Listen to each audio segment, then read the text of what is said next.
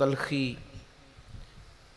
ناراضگی، نفرت، اور پھر اس میں جب شدت آئے تو عداوت، اور پھر اس کے نتیجے میں بننے والی بے حسی، بے مروتی، اور پھر جب یہ چیزیں پک جاتی ہیں تو پھر مفاد پرستی، اپنی ذات کا طواف، یہ بندہ مومن کی شان نہیں۔ فقیروں، درویشوں، حضور کے غلاموں کا یہ طریقہ نہیں۔ جس طرح آپ اپنے جسم کا کوئی حصہ تھوڑا سا سخت ہو جائے تو محسوس کرتے ہیں نا، یہ زخم بن جائے گا، گلٹی بن جائے گی، یہ آپریٹ کرانا پڑے گا، تو فوراً اس کا علاج کراتے ہیں۔ اسی طرح دل بھی جیسے ہی سخت ہونے لگے، اس میں کوئی کڑواہٹ آنے لگے، کسی جگہ کوئی ترش روئی پیدا ہونے لگے، فوراً اس کا علاج کریں، اپنے ذہن کو سمجھا کے بہلا کے مثبت چیز کی طرف لائیں۔ محبتیں زندگی کے ہر مسافر کے لیے اتنی ہی ضروری ہیں جتنی سانسیں اس کے لیے ضروری ہیں۔ اگر آپ محبت والے نہیں تو آپ کچھ بھی نہیں۔ اقبال فرماتے ہیں بجھی عشق کی آگ اندھیر ہے، اب یہ مسلمان نہیں، یہ خاک کا ڈھیر ہے۔ اپنے اندر وہ حرارت، وہ تازگی ہمیشہ محبت کی قائم رکھیں۔ اللہ سے بھی محبت، رسول اللہ سے بھی محبت، حضور کے ہر صحابی سے محبت۔ اور اولاد رسول کا معاملہ اس طرح کا ہے، ہمارا نا مزاج ہوتا ہے جان چھڑانے کا، فلانا بڑا اچھا تھا، اس کا بچہ اچھا نہیں، تو بھائی قرآن مجید تو کہتا ہے کہ جن کا باپ اچھا ہو ان کی وجہ سے بھی ان لوگوں سے پیار کرنا چاہیے، صرف اتنا ہی کہ باپ اچھا تھا۔ حضرت خضر نے اور جناب موسیٰ علیہ السلام نے دو یتیم بچوں کی دیوار سیدھی کر کے جب کہا گیا جناب یہ تو بے مروت لوگ ہیں، پانی نہیں پوچھا اور آپ ان کی دیواریں بنا رہے ہیں، تو فرمایا وَكَانَ أَبُوهُمَا صَالِحًا، ان کا باپ نیک آدمی تھا۔ تو بھائی انہوں نے یہ تو پوچھا ہی نہیں کہ بچے پڑھے لکھے ہیں کہ ان پڑھ ہیں، جاہل ہیں کہ بے مروت ہیں۔ یہ ہونا چاہیے بچوں کا قابل ہونا۔ اگر وہ پیشوائی اور مقتدا بننا چاہتے ہیں تو پھر ضرور آپ ان کی ڈگریاں دیکھیں، لیکن کچھ عزتیں والدین کی وجہ سے، محض کسی کی اولاد ہونے کی وجہ سے بھی ہوتی ہیں، ان میں ڈگریاں اور اسناد نہیں دیکھی جاتی۔ آپ مقتدا نہ بنائیں، پیشوا نہ بنائیں، لیکن جو نیکوں کی اولادیں ہوں ان کا احترام تو کریں، ان کے لیے جذبات تو پیدا کریں، آپ کی طبیعت میں گنجائش تو ہو ان کے لیے۔ جان چھڑاتے ہیں لوگ، فلانا بڑا اچھا تھا، بچے اچھے نہیں، او چل یار بچے تو اسی کے ہیں نا۔ یاد رکھیں اپنے محسنوں کو کبھی نہیں بھولیں، اور ان سے نسبت رکھنے والی چیزوں کو بھی کبھی نہیں بھولیں۔ اور پھر جو نبی پاک کی اولاد ہے نا، خدا را حضور کی اولاد پر کبھی بحث نہ کریں، ان کے حوالے سے کبھی بھی کسی چیز کو موضوع بحث نہ بنائیں۔ آپ کو پتہ نہیں کہ رسول اللہ صلی اللہ علیہ وسلم کی اولاد تو وہ ہے، اللہ تعالیٰ نے ہر ناپاکی اور ہر رجس ان سے دور فرما دیا۔ اپنے دل کو، اپنی قلبی واردات کو قائم رکھیں۔ نبی پاک کی اولاد کا اکرام ہمیشہ اپنے دل میں رکھنا اور جذبات رکھنا، سادات کے لیے، حضور کی اولاد کے لیے طبیعت کے اندر گنجائش رکھنا، اس میں کبھی کوئی کمزوری نہ دکھانا۔ اور دوسری بات یہ کہ ان سے سیکھنا۔ واقعہ کربلا جو ہے نا، وہ انسانی زندگی کے لیے بہت بڑی حرارت ہے۔ ہمارا ایک مزاج بن گیا ہے کہ ہم نہ مشقت کے قائل اور عادی نہیں رہے، سکون تلاش کرتے ہیں۔ اب تو ڈھیر سارے لوگ ایسے ہیں کہ ذرا کوئی مصیبت آئی نہیں تو ان کے ہاتھ پیر پھولنے شروع ہو جاتے ہیں۔ انجانہ خوف اور بے مقصد قسم کی باتیں لوگوں کو ڈراتی ہیں۔ اور پھر میں نے دیکھا ہے کہ اگر ان کو اپنی ذات کے لیے، اپنی اولاد کے لیے، اپنے گھر کے لیے سکون مل گیا ہے، آسودگی مل گئی ہے، وسائل جمع ہو گئے، تو کہتے ہیں مجھے کیا مصیبت بنی ہوئی ہے، اب میں جاؤں، بس کافی ہے۔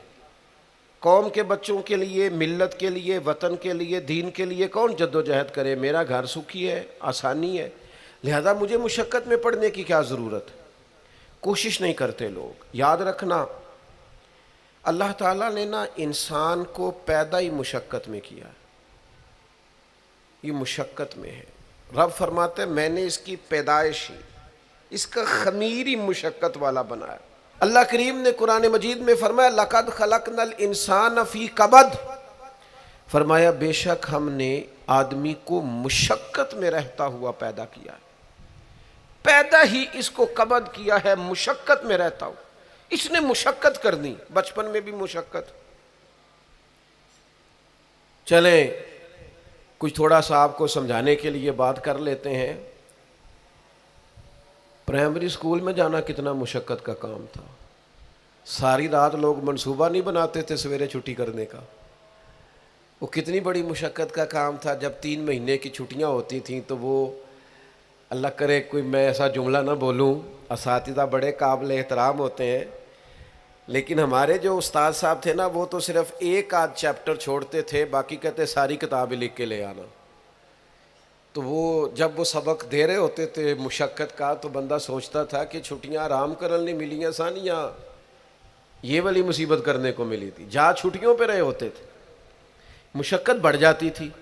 آج تو ان چیزوں پر ہنسی آتی ہے، مشقت، جد و جہد، ہر لمحے جد و جہد، اور ہر مشقت اپنے ٹائم پر مشقت ہوتی۔ آج آپ سے کہا جائے بہت سارے لوگوں سے پرائمری کا امتحان دینا ہے تو آپ کہیں گے بائیں ہاتھ کا کھیل ہے، بھئی اب بائیں ہاتھ کا کھیل ہے، تب نہیں تھا۔ اور جو آج پرائمری کر رہے ہیں ان کے لیے بھی آج بائیں ہاتھ کا کھیل نہیں۔ ہر مشقت اپنے وقت پر مشقت رہتی ہے۔ کسی وقت کسی چیز کا انتظام کرنا آپ کے لیے بڑا قابل تکلیف ہوتا ہے، آزمائش والا ہوتا ہے، بعد میں آپ سمجھتے ہیں کہ یہ تو کوئی مسئلہ ہی نہیں تھا۔ اللہ نے انسان کو مشقت، ہم نہ سکون ڈھونڈتے ہیں، بس ٹھیک ہے گھر بن گیا، بس ٹھیک ہے اب میں نے بچے پال لیے، بس ٹھیک ہے۔ او بھائی تو نے آگے بڑھنا ہے، تو نے مشقت کرنی ہے، جد و جہد میں رہنا ہے، وقت فرصت ہے کہاں، کام ابھی باقی ہے، نور توحید کا اتمام ابھی باقی ہے۔ یاد رکھیں اگر آج جوانی ہے تو بڑھاپا آئے گا، آج اگر صحت بالکل ٹھیک ہے تو آہستہ آہستہ خدا نخواستہ قوا اور اعصاب کمزور ہونے لگتے ہیں۔ ہمیں نا ذہنی طور پر تیار رہنا ہے۔ لوگ کہتے ہیں جناب پتہ نہیں میں بڑا پریشان ہوں، ایک مشکل ختم ہوتی ہے دوسری شروع ہو جاتی ہے۔ میں نے کہا یہ مشکل نہیں، یہی تو مزہ ہے زندگی کا۔ اللہ کہتا میں نے تجھے مشقت میں پیدا کیا ہے، اور تو کہتا ہے کہ آسانی ہو جائے۔ اب یہ تو نہیں نہ ہوگا، جس نے جیسا پیدا کیا ہے بات تو اس قادر مطلق کی چلے گی، تیری نہیں چلے گی جب اس نے پیدا ہی مشقت میں کیا ہے۔ حضرت زید بن ارقم رضی اللہ تعالیٰ عنہ بیمار تھے، یہ ذرا بات سننا میرے کریم کی۔ اللہ کے پیارے حبیب علیہ السلام تیمارداری کے لیے تشریف لے گئے تو حضور سید عالم علیہ السلام نے جا کر جناب زید بن ارقم کی طبیعت کو دیکھا تو کمزوری تھی اور وہ پریشان بھی تھے۔ تو حضور علیہ السلام کو اللہ تعالیٰ نے غیب کے خزانوں کی کنجیاں عطا فرمائی ہیں۔ قریب مسکرا کے فرمانے لگے زید اس بیماری سے پریشان نہ ہو، اس سے تو آپ نے ٹھیک ہو جانا ہے۔ اس روایت پر خاص غور کرنا کیا کہہ رہا ہوں، فرمایا اس سے آپ نے پریشان نہیں ہونا، اس سے تو آپ نے ٹھیک ہو جانا ہے، مسئلہ ہی نہیں۔ ہاں اس کے بعد ایک وقت آئے گا آپ کی آنکھوں کی بینائی رخصت ہو جائے گی اور عمر بھی آپ کی لمبی ہوگی، یعنی ایک بڑھاپا، ایک نظر چلی جائے گی۔ اب آپ یہاں غور کریں سرکار تربیت کیا کر رہے ہیں۔ حضور فرما رہے ہیں یہ جو مشکل ہے یہ تو گزرنے والی ہے، اس کے بعد جو مشکل آنے والی ہے وہ اس سے بڑی ہے۔ فرمایا زید اس کے بعد آپ کی بینائی چلی جائے گی اور عمر بھی لمبی ہوگی، تو بتائیے اس وقت کیا کریں گے۔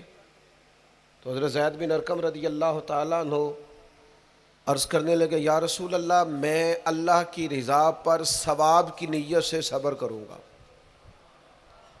معنی کیا ہے، دکھ قبول محمد بخشا راضی رہن پیارے۔ ٹھیک ہے اگر بینائی جائے گی اور بڑھاپا آئے گا تو قبول کریں گے، رب کی رضا کے لیے ثواب کی نیت سے صبر کریں گے۔ ایسے بھی کبھی دنیا میں میدان لگتے ہوں گے کہ بیماری آئے گی، بتایا جا رہا ہے اور پوچھا جا رہا ہے کہ تو کیا کرے گا، تو بتا رہے یا رسول اللہ صبر کروں گا، تو نتیجہ بھی وہیں بیان ہو رہا ہے، یعنی سارا سودا نقد و نقد۔ اسی وقت ہتھیلی پہ سرسوں جم رہی ہے، حضور نے فرمایا کیا کرو گے؟ یا رسول اللہ صبر کروں گا اللہ کی رضا کے لیے، ثواب کی نیت سے۔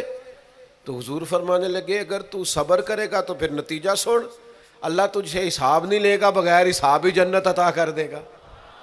او میرے بھائی، ایک مشکل سے آپ گزر گئے، اب آپ کو اگلی مشکل کے لیے تیار رہنا ہے۔ بدر ہو گیا، معرکہ بدر ہو گیا، بہت بڑی کامیابی سمیٹ کے مسلمان لوٹ آئے، پورے کفر پر دھاک بیٹھ گئی، بڑے بڑے موٹے کافر سارے بدر میں مارے گئے، ابو جہل مارا گیا، عتبہ عتیبہ مارے گئے، چوٹی کے کافر مارے گئے، تو کیا اس کے بعد پھر معاملہ ختم ہو گیا؟ اتنی بڑی فتح سمیٹ کر مسلمان آئے، لیکن تھوڑے ہی عرصے کے بعد احد میں جانا پڑا۔ بھئی آپ تو فتح یاب ہو گئے، کامران ہو گئے، اور اس وقت 313 تھے، اب تو 1000 تعداد ہو گئی، لیکن اس کے بعد جو مشکل آئی اس سے بڑی آئی۔ 70 صحابہ شہید ہوئے، سعد بن ربی شہید ہوئے، حضرت عبداللہ بن جہش شہید ہوئے، حضرت امیر حمزہ کا سارا وجود کاٹ دیا گیا، آنکھیں نکال دی گئیں، ہونٹ کاٹ دیے گئے۔ اس کے بعد جو مشکل آئی اس سے بڑی تھی، صبر سے برداشت کی۔ حالات ٹھیک ہو گئے؟ نہیں، خندق تیار ہے، معرکہ تیار ہے، اور قحط کا زمانہ اور کڑاکے کی سردی، بھوک کا یہ عالم کے لوگوں نے پیڑ پہ پتھر باندھ لیے، لیکن خندق کھودنی ہے، میدان میں رہنا ہے۔ یہ معاملہ ختم ہوا تو کیا بات دب گئی؟ عمرے کے لیے گئے تو انہوں نے حدیبیہ میں روک لیا۔ اب کیا یہاں معاملہ رکا؟ نہیں، پھر فتح مکہ کی باری آئی، پھر تبوک۔ میرے رسول پاک علیہ الصلوۃ والسلام نے پوری دنیا پر اسلام کا جھنڈا لہرا دیا۔ کہاں کہاں تک اسلامی سلطنت پہنچ گئی۔ جناب عمر کے زمانے میں وہ قادسیہ کے علاقے، روم، ایران، تو کیا قربانیاں ختم ہو گئیں؟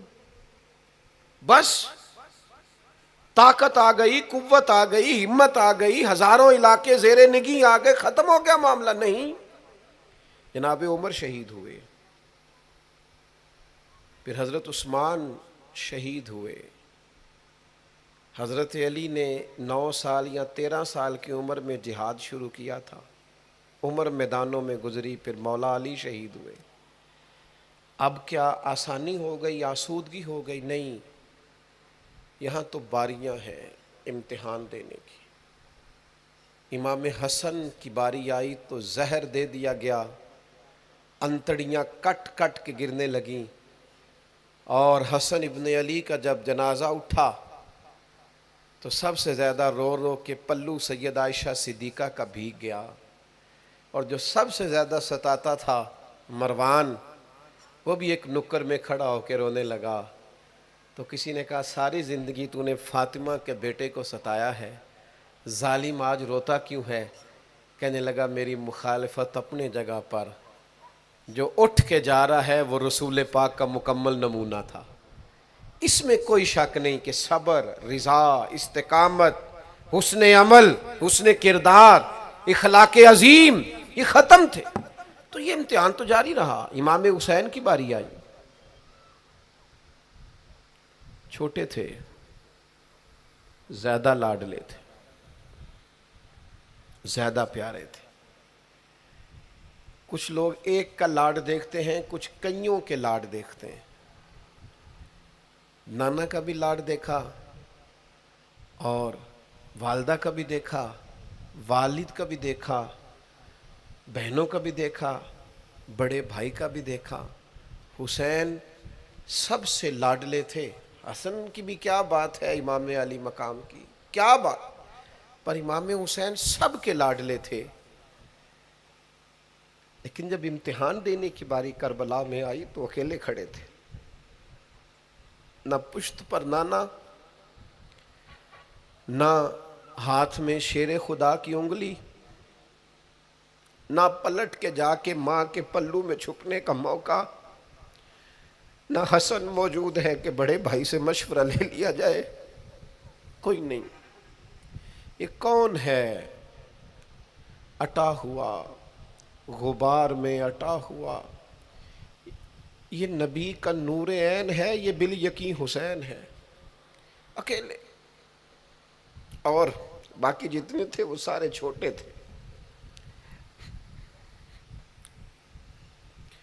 وہ بڑا مشکل کام ہو جاتا ہے جب آپ سب سے بڑے ہو جائیں اور صرف آپ کو تسلی دینی ہے، صرف آپ کو دوسروں کو سنبھالنا ہے، وہ بڑا مشکل مرحلہ ہوتا ہے۔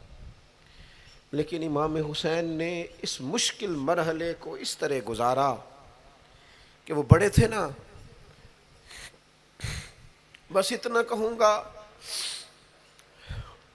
کہ حسین وہاں پر شکر کرتے تھے جہاں پر صبر مشکل تھا، وہاں پر شکر کرتے تھے جہاں پر صبر مشکل تھا، جہاں صبر مشکل سے ہوتا ہے وہ وہاں گردن جھکا کے کہتے تھے آمنا وصدقنا، ٹھیک ہے دکھ قبول محمد بخشا، بس راضی رہن پیارے۔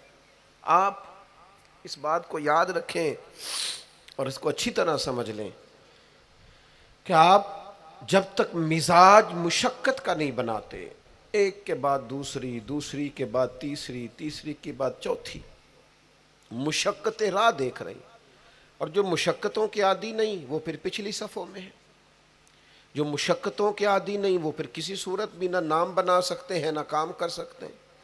جس کو آرام کرنا ہے، جس کو سکون سے سونا ہے، وہ منزل نہیں پا سکتا۔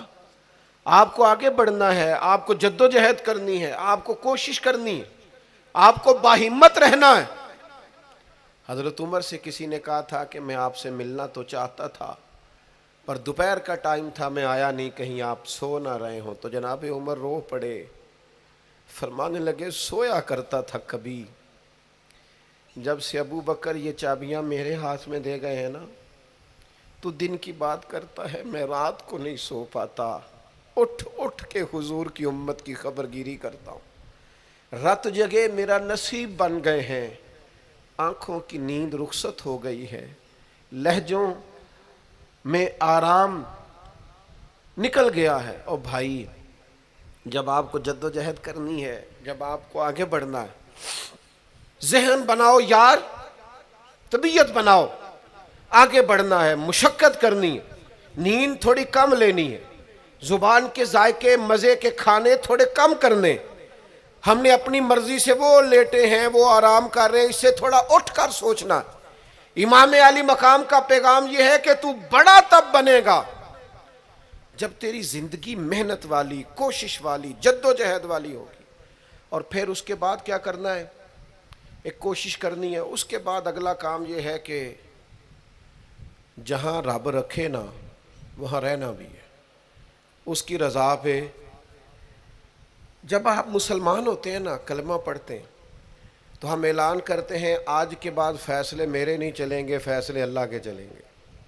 لیکن پریشانی پتہ کب ہوتی ہے؟ جب ہم فیصلہ اپنی مرضی کا مانگتے ہیں۔ او بھائی جب تو مالک کا غلام ہے، بندہ ہے، تو پھر دکھ کس چیز کا نام ہے؟ کسی درویش نے کہا تھا دکھ کس چیز کا نام ہے کہ اللہ کی مرضی اور ہے اور تیرا ارادہ اور ہے۔ تو کہتا ہے بات اس طرح بنے جس طرح میں چاہتا ہوں، اور رب کہتا ہے نہیں میں نے فیصلہ کر لیا ہے، پھر تو دکھی ہوتا ہے۔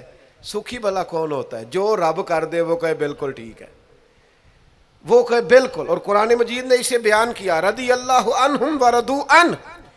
یہ کربلا کا دوسرا پہلو، ایک پہلو مشقت جد و جہد، ایک پہلو یہ کہ رضی اللہ عنہم ورضوا عنہ۔ اللہ کہتا ہے میرے بندوں کی شان یہ ہے کہ اللہ ان سے راضی ہے اور وہ اللہ سے راضی ہے۔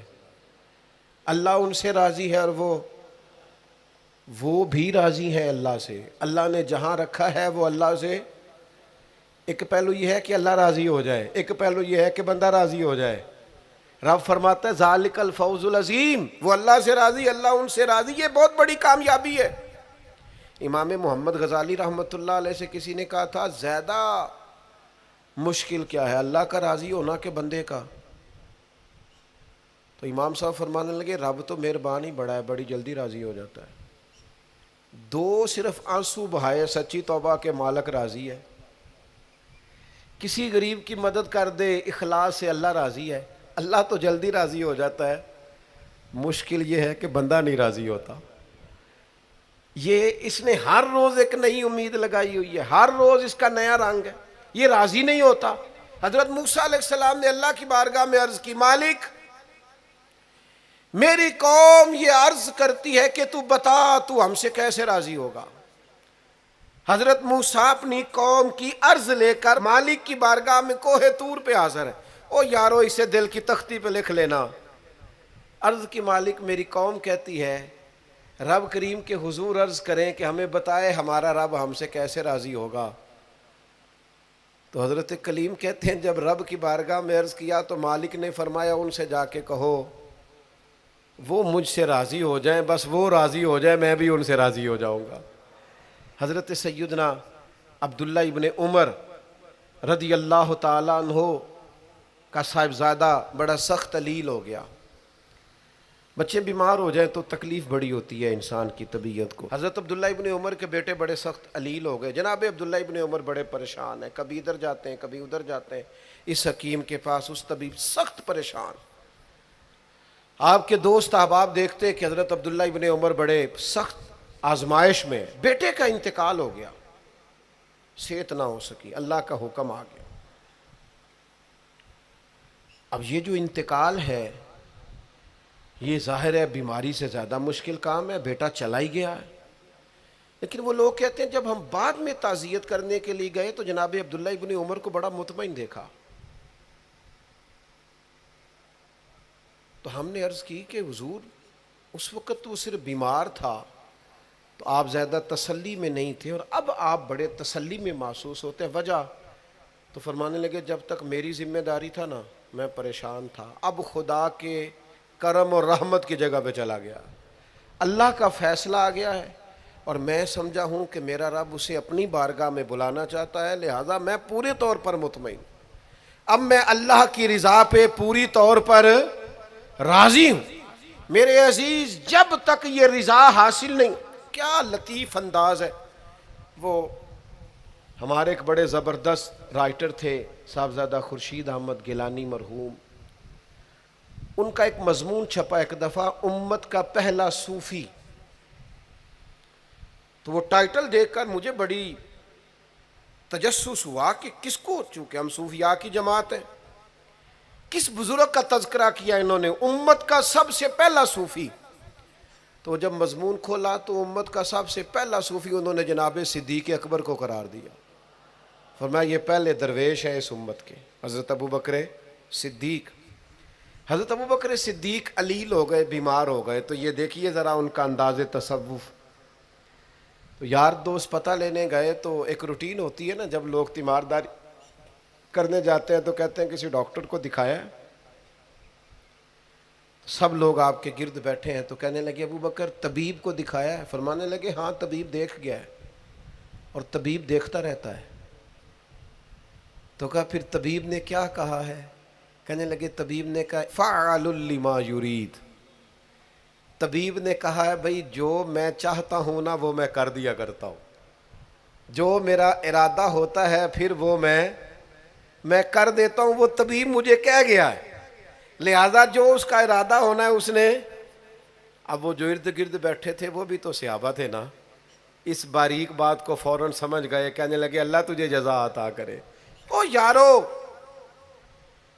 تھوڑے دن اگر سکھ سے جینا چاہتے ہو تو ایک ہی علاج ہے, ایک ہی, مالک کی رضا میں راضی رہو. نہ سمجھ آئے تو پھر کربلا والے امام حسین کی طرف دیکھنا, وہ نانا کے کندھوں پہ تھے پھر بھی بڑے خوش تھے, وہ ماں کی گود میں تھے پھر بھی بڑے خوش تھے, شیر خدا کی باہوں میں تھے پھر بھی بڑے خوش تھے, حسن کے ساتھ سفر حج پہ تو بھی بڑے راضی تھے.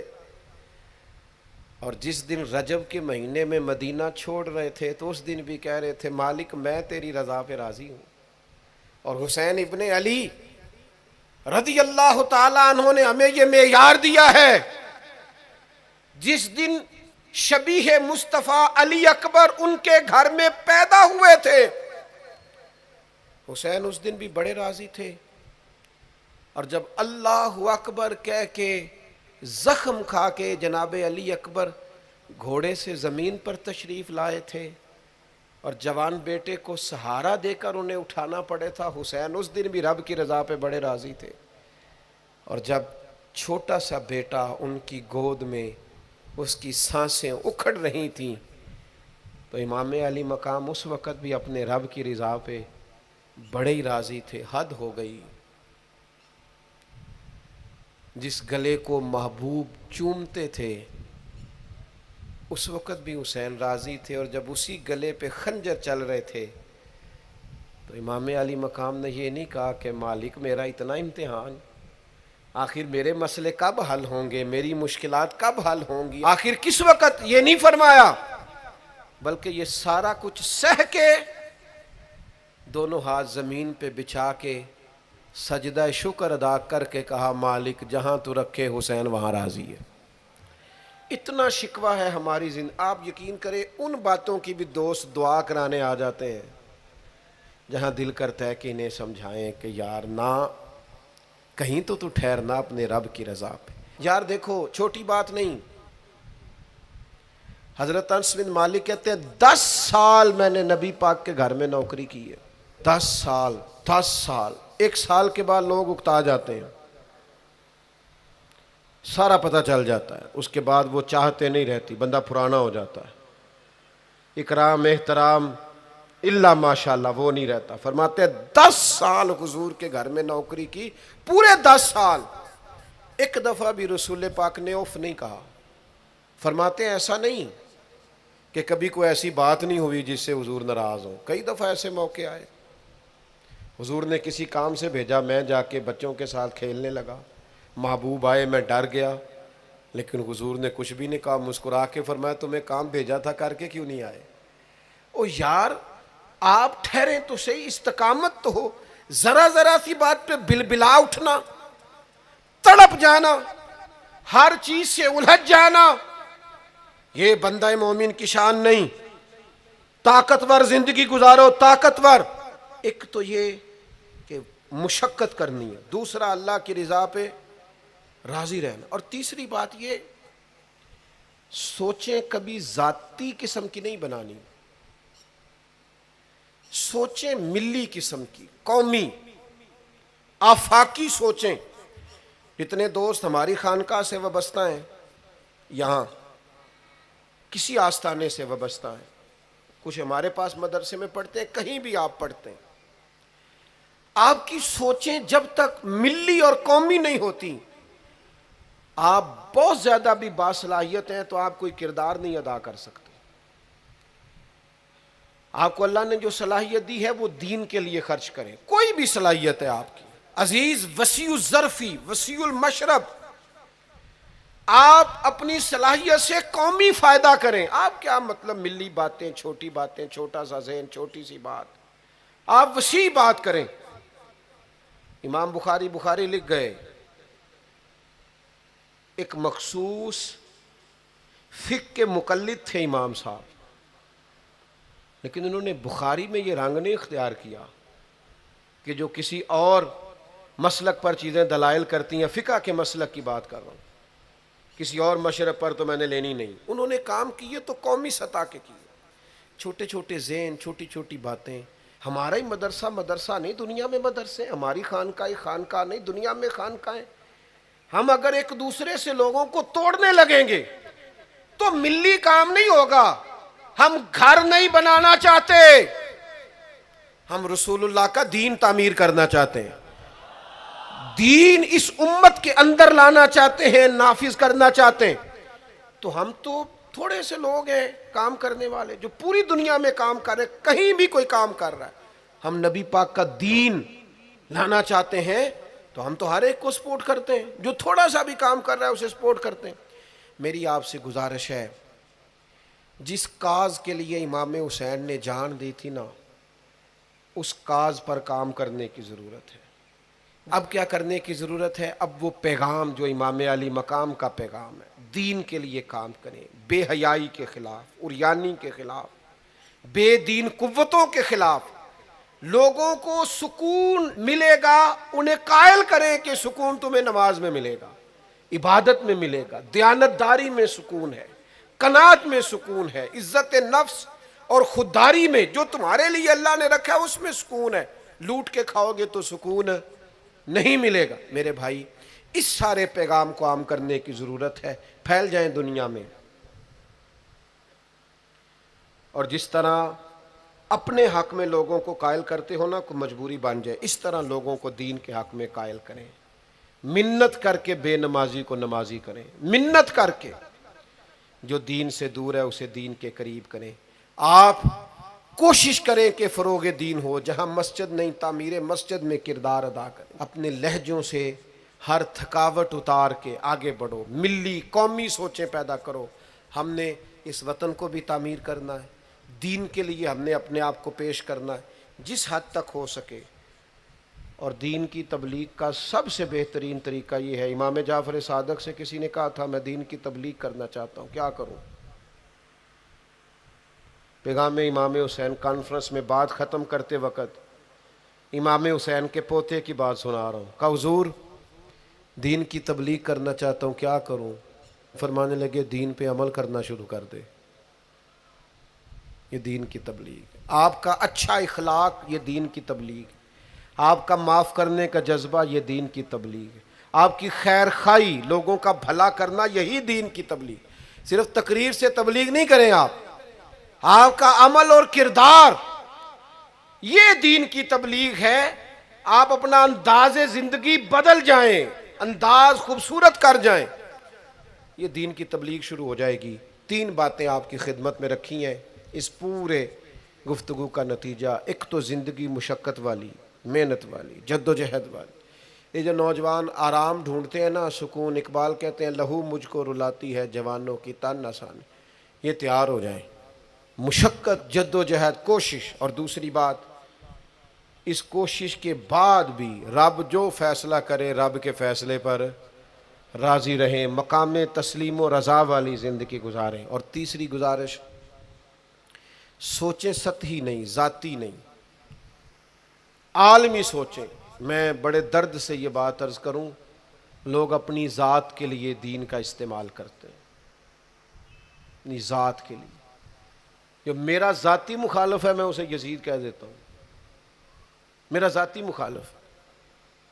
ہمارا ذاتی مخالف ہوتا ہے، ہم کہتے ہیں بے ایمان ہو گیا۔ او خدا کے بندے، تیرے سے اختلاف ہوا ہے، تو اسے یزید تو نہ بنا، اتنی بڑی لعنت کا توق تو نے گلے میں ڈال دیا۔ اگر وہ یزید ہے تو اپنے آپ کو کیا سمجھتا ہے؟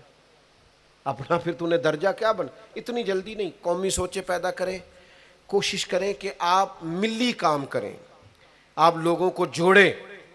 آفاقی تعلیمات ہیں اسلام کی، ان آفاقی تعلیمات میں آپ اپنا وقت گزاریں گے تو آپ محسوس کریں گے زندگی بڑی خوبصورت ہو گئی۔